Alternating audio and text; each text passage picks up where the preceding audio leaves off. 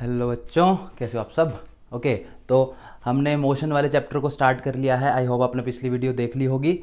उस वीडियो में हमने फ्रेम ऑफ रेफरेंस को स्टडी किया। उसी वीडियो के अंदर हमने जो है कई प्रकार से जो है डिफरेंट काइंड ऑफ मोशन को स्टडी करने की कोशिश करी, oscillatory motion and other motions. Okay, so आज की वीडियो में जो है हम लोग मोशन को एक और तरह से स्टडी करने की कोशिश करते हैं जो हमारा बेसिक मोटिव रहेगा। ओके, तो सबसे पहले मोशन कितने तरह के हो सकते हैं, कितने तरह से मैं मोशन को शो कर सकता हूँ। ओके, तो the first and the basic thing in which basic way in which I can show my motion is in the one dimensional motion। okay, 1D motion जिसको बोलते हैं हम लोग। ओके, तो 1D मोशन में क्या रहता है कि हमारे पास तीन कोऑर्डिनेट्स हैं, x, y और z। अभी हमने कार्टेशियन कोऑर्डिनेट सिस्टम में पढ़ा है तो हम सिर्फ उसी की बात करेंगे। ओके, तो x, y, z coordinate system है हमारे पास। उनमें इन तीनों में से कोई एक कोऑर्डिनेट अगर मेरा चेंज हो रहा है विद रिस्पेक्ट टू टाइम तो मैं क्या बोलूँगा कि मैं 1D मोशन को शो कर रहा हूँ। ओके, एग्जाम्पल क्या है इसके, कई तरह के एग्जाम्पल हैं। जैसे कोई रेलवे ट्रैक है। ओके,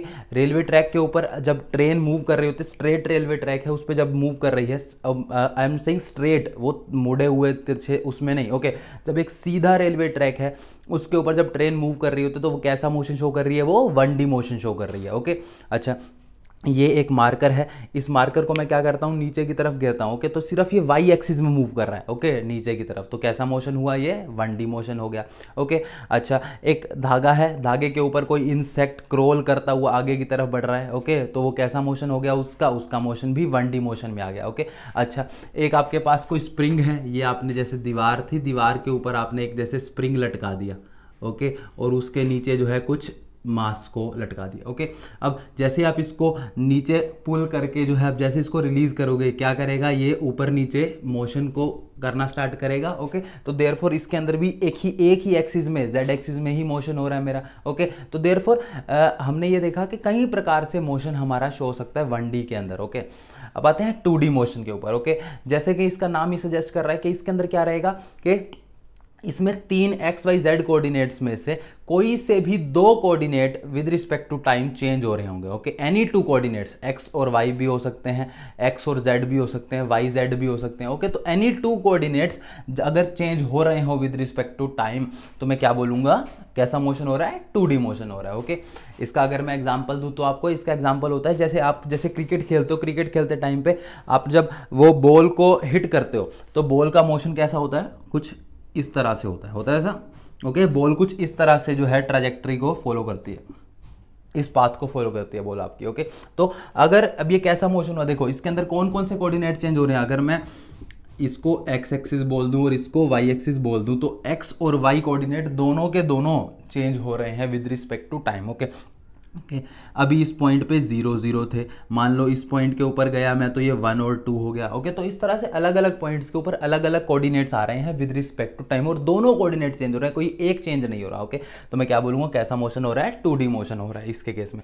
और भी कोई एग्जाम्पल है इसके, यस। ओके, जब मान लो आपके पास जैसे कोई इंसेक्ट है, वो इंसेक्ट मान लो इस बोर्ड के ऊपर इस तरह से क्रोल कर रहा है। ओके, तो वो कैसा मोशन शो कर रहा है, इस बोर्ड के ऊपर ही चल रहा है ना, या तो उसकी एक्स एक्सिस चेंज हो रही है, वाई एक्सिस चेंज हो रही है, बोर्ड से ना आगे जा रहा है ना पीछे जा रहा है, आगे पीछे नहीं जा रहा, तो देयरफॉर कैसा मोशन हुआ उसका, 2 डायमेंशनल मोशन हो गया। ओके, तो these are the 2D motions. Okay, अब आते हैं 3D मोशन की तरफ। ओके, दिस 3D मोशन जो होता है वो इन जनरली आम 90% केसेस में हम लोग 3D मोशन को ही शो करते हैं। ओके, तो कोई एग्जांपल, इसका बहुत तरह के एग्जांपल है, हर तरह के मोशन को आप, रैंडम मोशन को, इनके अलावा जो आपके दिमाग में आ रहा हो वो आप 3D मोशन में इंक्लूड कर सकते हो। एग्जांपल मैं दूं आपको, जब आप एक पतंग उड़ा रहे हो। ओके, पतंग को उड़ाते उड़ाते जो है, अब जैसे स्टार्टिंग में जब पतंग जाएगी, जब ऊपर की तरफ जा रही है तो एक्स और वाई कोऑर्डिनेट चेंज हो रहे हैं उसके, अब वो हवा से थोड़ा इधर उधर भी चलती है, तो एक्स वाई और जेड तीनों ही कोऑर्डिनेट्स जब चेंज हो रहे हो तो कैसा मोशन है, वो 3D मोशन कहलाता है। ओके, और भी कोई एग्जांपल है इसका, यस। ओके, अगर इसका एग्जांपल लें, मान लो कि जैसे आपके पास एक कार है। ओके, आप कार को अपने घर से बस स्टैंड की तरफ लेके जा रहे हो। ओके,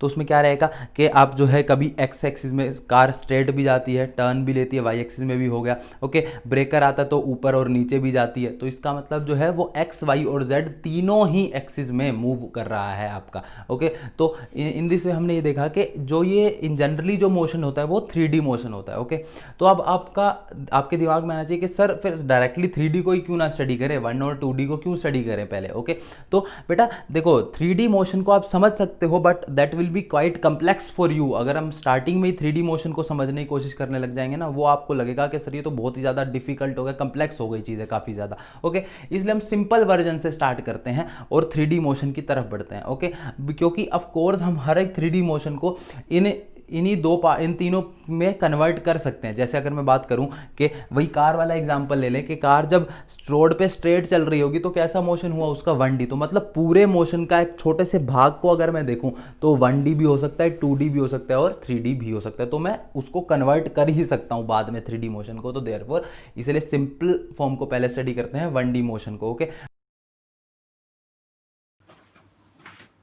हाँ जी बच्चों, तो अभी हमने देखा कि हम 1D मोशन को भी स्टडी करेंगे, 2D और 3D में भी नहीं घुसेंगे। तो 1D मोशन के लिए स्ट्रेट लाइन मोशन ही हम स्टडी कर रहे हैं अभी। ओके ओके, तो अब उसको स्टडी करने के लिए जो है हम थोड़ा सा टर्मिनोलॉजीज को और अपने डेवलप करते हैं, कुछ टर्म्स को और समझते हैं। ओके, तो जब भी मैं मोशन को स्टडी कर रहा हूँ तो लेट अस से कि I am the observer. Okay, तो मेरे को अब मैं टाइम एक्सिस को अपने सेटअप करते हैं अब हम लोग अपनी, कि भाई मैं टाइम को कैसे सेटअप करूँ, मैं अपनी क्लॉक को किस तरह से सेट करूँ। ओके, तो साइंस ये कहती है, फिजिक्स के हिसाब से जो है आप अपने टाइम के ओरिजिन को कभी भी अपनी मर्जी के हिसाब से सेटअप कर सकते हो, उसमें कोई भी दिक्कत नहीं है। आपकी अपनी मर्जी से कोई भी टाइम को स्टार्ट कर सकते हो। देखो जैसे मान लो कि एक कार है, ओके, वो बहुत पुराने टाइम से जो है काफी देर से चलती जा रही है। ओके, लेकिन मैं उसको ऑब्जर्व करना किस पॉइंट से स्टार्ट कर रहा हूं, वो मेरा t इज इक्वल टू 0 कहलाएगा। ओके, तो यानी कि वो मेरा ओरिजिन ऑफ टाइम कहलाएगा, जैसे मैंने यहाँ पर लिखा है। तो अगर मैं बात करूं, ये जैसे मान लो कि एक कार जो है काफी देर से मूव कर रही थी, अभी मैं स्ट्रेट लाइन की बात कर रहा हूं, तो वो स्ट्रेट लाइन में मूव कर रही थी काफी देर से, बट मैंने उसको ऑब्जर्व करना जो है मान लो कि अभी स्टार्ट करा है जस्ट, कि जब वो मान लेते हैं मुझसे 200 मीटर आगे कोई कार खड़ी है, जैसे ये मेरा ओरिजिन है, इससे 200 मीटर आगे जब ये कार पहुंच गई, जब मैंने इसको ऑब्जर्व करना स्टार्ट करा, तो therefore this is the origin of time. कि इस पॉइंट के ऊपर जो है जब मेरी कार यहाँ पर थी उस टाइम पे जो है मैंने अपना t is equal to 0 assume कर लिया। This is the t is equal to 0 पे ये पोजीशन है कार की। ओके, अब जितनी भी घटनाएं, जो भी चीजें जो है इसके बाद होंगी, ओके, कार इसके बाद हो सकता है आगे जाए, हो सकता है इस तरफ मेरी तरफ आ रही हो। ओके, तो जो भी घटनाएं इसके बाद होंगी मैं उनको नोट करूंगा कि वो पॉजिटिव टाइम में हो रही है मेरे, यानी कि भाई 1 घंटे के बाद जो है ये कार मुझ तक पहुंच जाएगी। ओके, 1 घंटे के बाद ये कार हो सकता है मुझसे आगे निकल जाए। ओके, तो यानी कि ओरिजिन ऑफ टाइम का मतलब जब भी मैं ऑब्जर्व करना स्टार्ट कर रहा हूं मोशन को, तो वो मेरा ओरिजिन ऑफ टाइम कहलाएगा, पहला पॉइंट। दूसरा पॉइंट, जो भी घटनाएं उस ओरिजिन ऑफ टाइम से बाद होंगी, जब मैंने ऑब्जर्वेशन स्टार्ट करी उसके बाद जैसे भी कार मूव कर रही है, मैं व्यू बोलूंगा कि भाई 1 घंटे बाद, तो मैं प्लस उस टाइम को पॉजिटिव लिया जाएगा। ओके, और जितनी भी घटनाएं इस ओरिजिन ऑफ टाइम से पहले हो रही हैं, जैसे मान लो कि मैं यूं बताऊंगा कि जैसे कोई सामने मेरे आ जाता है, मेरे साथ में कोई दोस्त खड़ा होता है। ओके, मैं उसको क्या बताऊंगा कि भाई जो ये कार जो है अभी ये दिख रही है ना सामने, जो कार दिख रही है 200 मीटर पे, अब इससे 1 घंटा पहले इसका एक्सीडेंट हुआ था। ओके, तो या फिर इसके साथ में जो है ये जो है अभी एक घंटा पहले जो है इसका बंदा जो है वो यहाँ से होके आया है कहीं और किसी पोजीशन से। ओके, तो देयरफॉर 1 घंटा पहले का मतलब नेगेटिव टाइम हो गया। ओके, तो यानी कि इस ओरिजिन ऑफ टाइम के बाद की चीजों को, टाइम्स को पॉजिटिव लेना है, पहले के टाइम्स को नेगेटिव लेना है। ओके बच्चों, तो this is called the origin of time. समझ गए कैसे हमको चूज करना है? कोई भी एक टाइम को अपनी मर्जी से चूज कर लो, बट आपको करना क्या है, उसके आगे के टाइम्स को पॉजिटिव कंसिडर करना है, उसके पहले के टाइम्स को नेगेटिव कंसिडर करना है। मतलब t इज इक्वल टू 0 कोई ऐसा नहीं है कि भाई फिक्स हो गया। ओके, कि भाई मैंने अपनी मर्जी से फिक्स कर दिया कि भाई अभी नोट करना है तो सारी दुनिया को अभी नोट करना पड़ेगा, नहीं। कोई भी ऑब्जर्वर अपनी मर्जी से t इज इक्वल टू 0 को चूज कर सकता है, ओरिजिन को चूज कर सकता है। ओके, अब आते हैं ओरिजिन ऑफ पोजीशन पे। Okay, again let's come to the same example.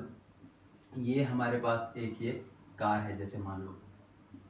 Okay, so yes, हाँ, तो अब इसको जो है मैं कहां से ऑब्जर्व कर रहा हूं। ओके, तो that will be my origin of position. जहां जिस भी पोजीशन से मैं इसको ऑब्जर्व कर रहा हूं, जैसे मान लो कि मैं इसको इस पोजीशन से ऑब्जर्व करना स्टार्ट करता हूं, तो मैं क्या बोलूंगा कि मेरे ओरिजिन से ये एक मतलब मुझसे या ऑब्जर्वर यानी कि जो मैं हूं, मुझसे ये जो कार है अभी 200 मीटर आगे है। ओके, तो मैं बोलूंगा ओरिजिन ऑफ पोजीशन जो है, मैं ऑब्जर्वर खुद होता है। ओके, जहां पर भी उसकी खुद की लोकेशन है वो x इज इक्वल टू 0 कहलाएंगी। Okay, x is equal to 0। उससे आगे के डिस्टेंसेस सारे पॉजिटिव, यानी कि मैं जैसे अगर ऑब्जर्व कर रहा हूं तो मुझसे आगे के जितने भी डिस्टेंसेस होंगे वो सारे पॉजिटिव लूंगा मैं, और मुझसे पीछे के जितने भी डिस्टेंसेस होंगे वो सारे के सारे नेगेटिव लूंगा मैं। ओके, जैसे अगर मैं बात करूं कि मैं अपनी जैसे यहाँ पे स्ट्रेट खड़ा हूं, तो मान लो कि मुझे बिल्कुल आगे की तरफ दिखती है कि 200 मीटर पे एक कार खड़ी है, तो मैं बोलूंगा कि प्लस 200 मीटर पे एक कार खड़ी है, और पीछे की तरफ एक ट्रक खड़ा है 100 मीटर पे, तो माइनस 100 के ऊपर एक ट्रक खड़ा है। ओके, तो यानी कि जिस तरह से आप लोग नॉर्मली भी करते हैं, जैसे मान लो ये आपका ओरिजिन है, तो इस तरह से आगे के डिस्टेंसेस पॉजिटिव, पीछे के डिस्टेंसेस नेगेटिव। ओके, तो ये हैं आपके, इस तरह से आप लोग ओरिजिन ऑफ टाइम और पोजीशन को सेटअप कर सकते हैं अपने, जहां भी ऑब्जर्वर है वो ओरिजिन ऑफ टाइम कहलाएगा, जब ऑब्जर्वर ने ऑब्जर्वेशन को स्टार्ट करा वो t इज इक्वल टू 0 कहलाएगा। ओके बच्चों, तो this is the origin of time and position. अब बढ़ते हैं आगे की तरफ। तो दो तरह की क्वांटिटीज जो हैं हम लोग आगे स्टडी करेंगे अपना, उनको बोलते हैं हम लोग स्केलर्स और वेक्टर्स। तो लेट अस सी दैट। तो अब देखते हैं स्केलर्स और वेक्टर्स को। तो क्या होते हैं स्केलर्स और वेक्टर्स? ओके, तो दुनिया में जितनी भी क्वांटिटीज है ना, फिजिकल क्वांटिटीज जो हमने देखी थी पिछले चैप्टर के अंदर, तो जितनी फिजिकल क्वांटिटीज हैं आप उनको 90% उनमें से उन क्वांटिटीज को जो है आप स्केलर्स या वेक्टर्स में आप डिवाइड कर सकते हो उनको। ओके, तो क्या मतलब है स्केलर्स और वेक्टर्स का? तो स्केलर्स ऐसी क्वांटिटीज होती हैं जिनको समझने के लिए मुझे केवल उनकी वैल्यू, उनके मैग्नीट्यूड की जरूरत पड़ती है, कोई डायरेक्शन की आवश्यकता नहीं है। ओके, ऐसी क्वांटिटीज को बोला जाता है स्केलर क्वांटिटीज। मतलब कोई डायरेक्शन की जरूरत नहीं पड़ेगी उनको समझने के लिए, खाली एक मुझे नंबर बता दो, मैं उसके बारे में सब जानकारी, मुझे 90% जानकारी उसके बारे में मिल जाएगी। ओके, जैसे अगर मैं आपको एग्जांपल दूं कि जैसे मास है, मास एक स्केलर क्वांटिटी है। एग्जांपल कैसे कि भाई मास, अगर मैं बोलूं कि मेरे पास एक बुक है, उस बुक के अंदर 500 ग्राम्स का मास है। ओके, तो 500 ग्राम का मास है, तो इस इतने में मुझे लगभग उसकी सारी इंफॉर्मेशन मिल गई। ओके, तो अब मुझे ये नहीं, मैं यूं नहीं बोलूंगा कि जो 500 ग्राम है वो लेफ्ट से राइट की तरफ है या ऊपर से नीचे की तरफ, कोई डायरेक्शन की रिक्वायरमेंट नहीं है इसको समझने के लिए। ओके, तो देयरफॉर ऐसी क्वांटिटीज जिनका अपना सिर्फ मैग्नीट्यूड हो सिर्फ, और लेकिन कोई डायरेक्शन ना हो, ऐसी चीजों को हम क्या बोलते हैं? Scalar quantities. Okay, example temperature, जैसे मैं बोलूं कि मेरी बॉडी है उसका टेम्परेचर 98.5 डिग्री सेल्सियस है। ओके, तो 98.5 डिग्री सेल्सियस यूं तो नहीं बोलूंगा ऊपर से नीचे की तरफ, तो कोई डायरेक्शन की रिक्वायरमेंट ना हो जिन क्वांटिटीज में, ऐसी क्वांटिटीज को क्या बोलते हैं हम लोग? Scalar quantities. ओके बच्चों, टाइम है, जैसे अब टाइम है, टाइम बोलूंगा कि भाई जैसे 2 घंटे हो गए, तो 2 घंटे यूं तो नहीं बोलूंगा कि भाई आज से क्या भाई अभी से आगे तक या फिर ऐसा कुछ, तो सिर्फ सिंपली यूं बोलते हैं हम लोग 2 घंटे हो गए तो 2 घंटे हो गए, कोई डायरेक्शन की रिक्वायरमेंट नहीं है। लेफ्ट से राइट नहीं बोलेंगे, लेफ्ट से राइट 2 घंटे हुए या राइट टू ईस्ट हुए 2 घंटे, तो नथिंग लाइक दैट। तो कोई डायरेक्शन की रिक्वायरमेंट नहीं हो जिन क्वांटिटीज में, ऐसी क्वांटिटीज को क्या बोलते हैं हम लोग? Scalar quantities. ओके, जब जितनी भी स्केलर क्वांटिटीज हैं वो लॉज ऑफ अलजेब्रा को फॉलो करती हैं, वो ऐड सब्ट्रैक्ट मल्टीप्लाई डिवाइड होते टाइम पे लॉज ऑफ अलजेब्रा। अब लॉज ऑफ अलजेब्रा का मतलब क्या है कि जैसे अगर मैं 2 किलो चीनी लूं, उसके अंदर 2 किलो चीनी और मिला दूं, तो वो 4 किलो ही बनेगी, ऐसा तो नहीं है कि 3, 5 समथिंग कुछ ऐसा हो जाए। तो ओके, तो वो लॉज ऑफ अलजेब्रा को फॉलो कर रहे हैं कि 2 + 2 = 4 ही होगा और कुछ नहीं हो सकता। ओके, तो ऐसी क्वांटिटीज को हम लोग क्या बोलते हैं? स्केलर क्वांटिटी, जो लॉज ऑफ अलजेब्रा को फॉलो कर ले, ऐसी क्वांटिटीज को हम लोग स्केलर क्वांटिटीज बोलते हैं। ओके, अच्छा, इनको रिप्रेजेंट कैसे किया जाता है? इनको सिंगल लेटर से रिप्रेजेंट कर देते हैं, अल्फाबेट से रिप्रेजेंट कर देते हैं, जैसे m mass is equal to 2 kg। Okay, तो सिंगल नॉर्मल लेटर से हमने रिप्रेजेंट कर दिया इसको, और कोई रिप्रेजेंटेशन का कोई रिक्वायरमेंट नहीं है। Okay, temperature T is equal to 30 degree Celsius. Okay, तो अपनी मर्जी के हिसाब से हम लोग कोई भी लेटर को चूज कर सकते हैं इसको रिप्रेजेंट करने के लिए। ओके, अब आते हैं दूसरी क्वांटिटीज की तरफ, इनको बोलते हैं हम लोग वेक्टर क्वांटिटीज। बच्चों, तो देखते हैं वेक्टर क्वांटिटीज को। तो लेट अस स्टार्ट। तो वेक्टर क्वांटिटीज कैसी क्वांटिटीज रहती है बेटा? ये ऐसी क्वांटिटीज हैं जिनको समझने के लिए आपको मैग्नीट्यूड और डायरेक्शन दोनों की रिक्वायरमेंट रहे। ओके, यानी कि इसका मतलब क्या है कि आप जब कैसी क्वांटिटीज जिनको बिना डायरेक्शन के स्पेसिफाई नहीं किया जा सकता। एग्जांपल अगर मैं दूं, अगर जैसे मान लो कि मैं आपसे पूछूं कि आपके घर से स्कूल कहाँ पड़ेगा। ओके, तो आप मुझे यूं बताओगे कि सर देखो, हमारे घर से स्कूल जो है 2 किलोमीटर की दूरी पे, आप लेफ्ट साइड चले जाना। ओके, तो इसका मतलब क्या हुआ कि भाई अगर मुझे आपके घर से जाना है तो मुझे 2 किलोमीटर तो चलना पड़ेगा, लेकिन मुझे एक स्पेसिफिक डायरेक्शन लेफ्ट में ही जाना पड़ेगा।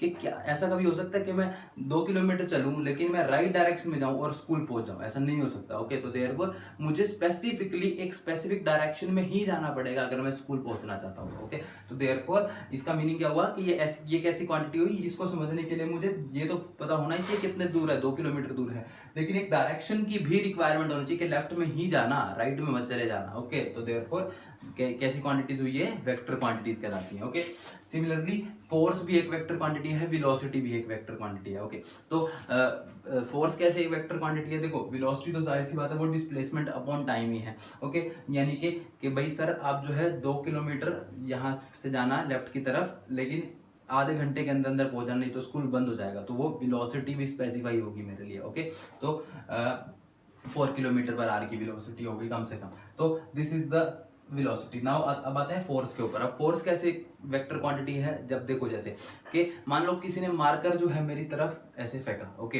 तो अगर मुझे अब इसको रोकना है, ओके, जैसे किसी ने मेरी तरफ मार्कर फेंका, तो मुझे फोर्स जो है अपोजिट डायरेक्शन में ही लगाना पड़ेगा इस तरह से रोकने के लिए इसको। ओके, क्या ऐसा हो सकता है कि भाई मेरे को इस तरफ से आ रहा था, मैं इसको इस डायरेक्शन में फोर्स लगाऊं और ये रुक जाए? नहीं, कभी नहीं हो सकता ऐसा। ओके, तो देयरफॉर मुझे फोर्स लगाना है और एक स्पेसिफिक डायरेक्शन में ही लगाना पड़ेगा, अदरवाइज ये नहीं स्टॉप करेगा, अदरवाइज ये नहीं रुकेगा। देयरफॉर कई क्वांटिटीज ऐसी हैं जिनको समझने के लिए मुझे मैग्नीट्यूड और डायरेक्शन की आवश्यकता पड़ती है, ऐसी क्वांटिटीज को हम लोग क्या बोलते हैं, वेक्टर क्वांटिटीज। ओके बेटा, अब ये जो वेक्टर्स हैं इनके अपने ही रूल्स हैं। ओके, ये लोग नॉर्मल अलजेब्रा को फॉलो नहीं करेंगे कि 2 + 2 = 4, इनके लिए वैलिड नहीं है। ओके, तो ये अपना लॉज ऑफ वेक्टर अलजेब्रा को फॉलो करते हैं बच्चों। ओके, तो जैसे एक वेक्टर है उसके केस में क्या हो सकता है कि ऐसा हो सकता है कि भाई 2 + 2 = 3 भी हो सकता है, 2 + 2 = 1 भी हो सकता है, 0 भी हो सकता है, और तो और। ओके, तो देयरफॉर ये लॉज ऑफ वेक्टर अलजेब्रा आप लोग धीरे धीरे आगे समझेंगे कैसे हो सकता है 2 + 2 = 3।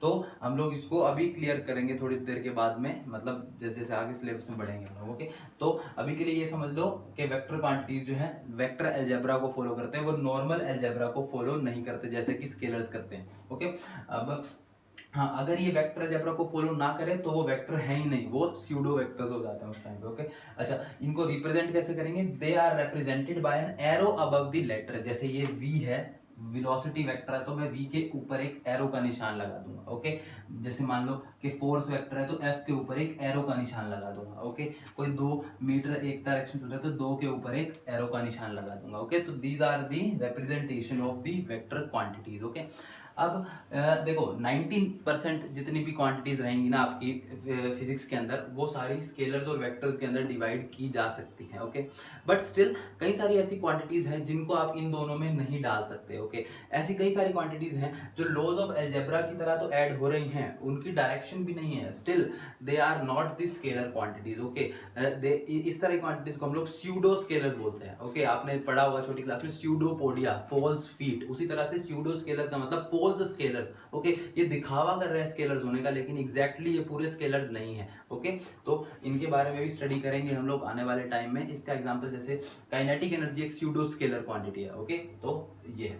इस तरह से वेक्टर्स भी जो है, कई सारे ऐसे वेक्टर्स हैं जो कि जिनकी कई सारी चीजें हैं जिनकी अपनी एक डायरेक्शन भी होती है, मैग्नीट्यूड भी होते हैं, बट वो ये laws of algebra, vector algebra को फॉलो नहीं करते। ऐसी क्वांटिटीज को हम लोग क्या बोलते हैं, स्यूडो वेक्टर्स बोलते हैं। ओके, एग्जांपल अगर मैं दूं आपको, इलेक्ट्रिक करंट, इलेक्ट्रिक करंट कैसी क्वांटिटी है, वो एक स्यूडो वेक्टर क्वांटिटी है। अगर मैं कैसे कि भाई उसकी अपनी एक वैल्यू भी है, जैसे 2 एम्पियर का करंट है, वो तार के अंदर नीचे से ऊपर की तरफ फ्लो कर रहा है, तो डायरेक्शन भी है, बट स्टिल जब वो उनको ऐड करते हैं तो वो नॉर्मल नंबर्स की तरह ऐड हो जाते हैं, तो वो स्यूडो वेक्टर क्वांटिटीज बन जाते हैं। ओके, इनके अलावा भी एक थर्ड क्वांटिटी होती है जिनको हम लोग बोलते हैं टेंसर क्वांटिटीज। ओके, दो स्केलर और वेक्टर भी एक टाइप ऑफ टेंसर्स हैं, बट इनके ऊपर के टेंसर्स ऑफ रैंक 2 बोला जाता, 2, 3, 4, 5, वो सारी क्वांटिटीज जो है ना एक डायरेक्शन पे ना वेरी के ऊपर ना डिपेंड करके कई सारी डायरेक्शंस के ऊपर जब डिपेंड करे चीजें, तो उनको हम लोग टेंसर्स ऑफ हायर ऑर्डर बोलते हैं। ओके, तो वो भी चीजें आपके सिलेबस में नहीं है, बट स्टिल आपको पता होना चाहिए ऐसी क्वांटिटीज भी एग्जिस्ट करती हैं। ओके,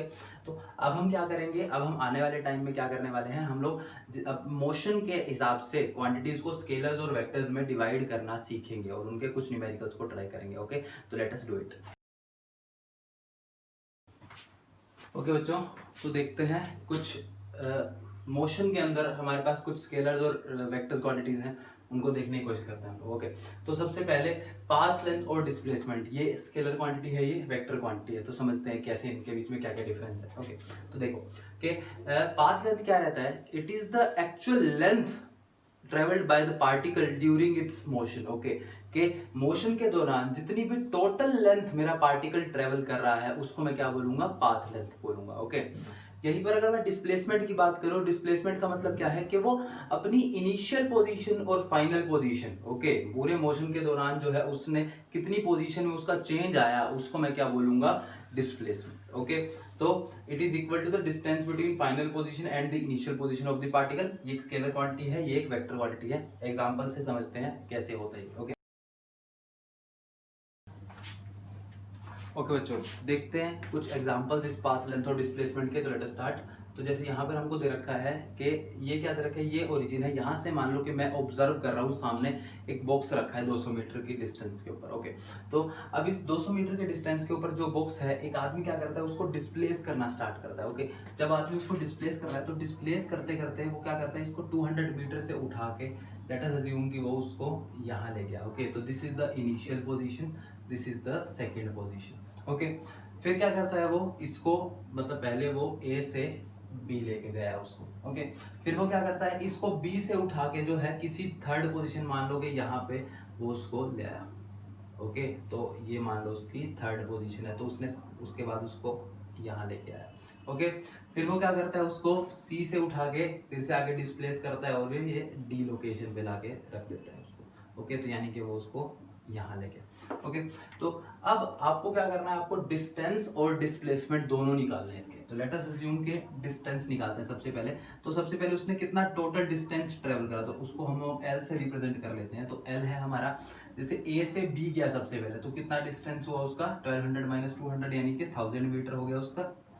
ओके, प्लस अब फिर वो क्या करता है, बी से सी आता है, यानी कि ये बी से सी आ रहा है जैसे वो, तो 1200 माइनस 700 कितना हो गया आपका, ये हो गया आपका 500 मीटर।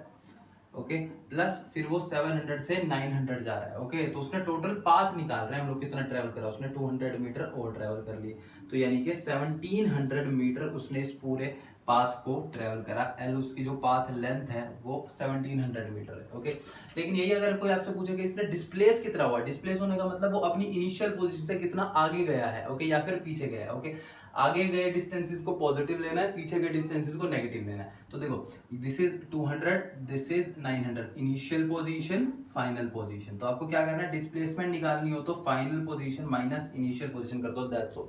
ओके, तो यानी कि 900 माइनस 200, इसकी वैल्यू कितनी आ गई आपके पास, 700 मीटर। ये आपका डिस्प्लेसमेंट है 700 मीटर का, क्योंकि वो आगे की तरफ है तो प्लस का लेना है। ओके, अगर वो पीछे की तरफ आता, यानी जैसे मान लो कि डी की जगह मैं उसको ओरिजिन पे ओ पे ले आता, ओके, तो मेरा डिस्प्लेसमेंट नेगेटिव माना जाता, क्योंकि मैं इनिशियल पोजीशन से 200 मीटर पीछे आ चुका हूँ, माइनस 200 लेता मैं उस टाइम पे। ओके, तो इस तरह से आप लोग डिस्प्लेसमेंट निकाल सकते हैं। ओके बच्चों, तो और भी इसी तरह के कुछ एग्जांपल्स हम लोग ट्राई करते हैं। तो लेट अस स्टार्ट। तो एक और एग्जांपल को इसी तरह से ट्राई करते हैं हम लोग। तो क्या क्वेश्चन दिया गया है, find for an equilateral triangle of side 100 metre the particle goes from A to C, find its path length and displacement. Okay, तो अब देखो ट्रायंगल के ऊपर गया है तो वो पहले ए से बी गया होगा एंड देन बी से सी गया है। ओके, अब हमको इसका पाथ लेंथ और डिस्प्लेसमेंट निकालना है। तो कैसे निकालेंगे, पाथ लेंथ अगर मुझे निकालनी है तो उसने कितना पाथ ट्रेवल करा, 100 मीटर इधर, 100 मीटर इधर, यानी कि 100 plus 100 is equal to 200 metre हो गया इसका पाथ लेंथ। ओके, लेकिन अगर मैं डिस्प्लेसमेंट की बात करूं, डिस्प्लेसमेंट जो है उसका ये शॉर्टेस्ट डिस्टेंस होता है। तो शॉर्टेस्ट डिस्टेंस तो स्ट्रेट लाइन है, यानी कि ये भी 100 मीटर है। ओके, तो उसने डिस्प्लेसमेंट कितना शो करा है, प्लस 100 मीटर। तो ये है आपका, इस तरह से आप लोग इस क्वेश्चन को अप्रोच कर सकते हैं। ओके, एक और इसी तरह के क्वेश्चन को और हम ट्राई करते हैं। तो बढ़ते हैं थर्ड क्वेश्चन की तरफ, पाथ लेंथ के और डिस्प्लेसमेंट के। तो देखते हैं क्या दे रखा है हमें, for a circle of radius R find the path length and the displacement if particle goes from A to B. Okay, पहले पार्ट में, दूसरे पार्ट में वो ए से सी जा रहा है और तीसरे पार्ट में ए से डी जा रहा है। ओके, तो पहले फर्स्ट पार्ट को करते हैं, लेट अस स्टार्ट। तो इसमें क्या दे रखा है हमें कि पार्टिकल जब ए टू बी जाता है, ए टू बी जाते टाइम पे आपको क्या करना है, अपना डिस्टेंस और डिस्प्लेसमेंट निकालना है। इसका रेडियस आर दिया गया आपको। ओके, तो सबसे पहली बात तो डिस्टेंस कितना हुआ, देखो ये पूरा सर्कल है 2πr, उसका 1/4 पार्ट है ना, तो इसका मतलब डिस्टेंस पाथ लेंथ की वैल्यू कितनी हो गई, 2πr डिवाइडेड बाय 4, यानी कि πr/2 आ गया इसकी पाथ लेंथ। ओके, अब आते हैं इसकी डिस्प्लेसमेंट पे। तो अगर डिस्प्लेसमेंट की बात करें तो होता है shortest distance between the 2 points, final position minus initial position. Okay, तो शॉर्टेस्ट डिस्टेंस बिटवीन 2 पॉइंट्स कितना है, ये d है। ये देखो ये पूरा एक राइट एंगल ट्रायंगल दिख रहा है आपको, तो d is equal to under square root perpendicular का स्क्वायर प्लस बेस का स्क्वायर, यानी कि अंडर रूट 2 टाइम्स r आ गया। ओके, तो ये था आपका फर्स्ट पार्ट जब a से b जा रहा है। ओके, अब आते हैं सेकंड पार्ट में जिसके अंदर वो a से c जा रहा है। ओके, a से c जाते टाइम पे उसने टोटल पाथ लेंथ कितनी ट्रेवल करी, देखो अब टोटल डिस्टेंस कितना है, पूरा सर्कल का हाफ पार्ट, यानी कि लेंथ कितनी आ गई इसकी 2πr डिवाइडेड बाय 2, यानी कि पाई टाइम्स r आ गई। ओके, यही पे इसकी डिस्प्लेसमेंट की बात करें तो डिस्प्लेसमेंट यानी कि shortest distance between the 2 points, initial and final point. Okay, तो इनिशियल पॉइंट ये रहा, फाइनल पॉइंट ये रहा, शॉर्टेस्ट डिस्टेंस कितना है, ये डायमीटर जितना, तो d is equal to 2 times r होता है, तो ये आ गया आपका डिस्प्लेसमेंट। ओके, अच्छा थर्ड पार्ट के लिए मैं क्या कर रहा हूँ, थर्ड पार्ट जो है ना ये आपको खुद को निकालना है। क्या करना है, डिस्टेंस कितना ट्रेवल हो रहा है, ये देखो ये डिस्टेंस ट्रेवल हो रहा है, डिस्प्लेसमेंट कितना है, shortest distance between the 2 points. तो आपको थर्ड पार्ट के लिए पाथ लेंथ और डिस्प्लेसमेंट आपको कमेंट सेक्शन में जाके बताना है। ओके, आई होप ये पार्ट आपको क्लियर हो गया होगा। कोई भी क्वेश्चन आता है आप कमेंट सेक्शन में जाके पूछ सकते हैं। तब तक के लिए thank you very much guys.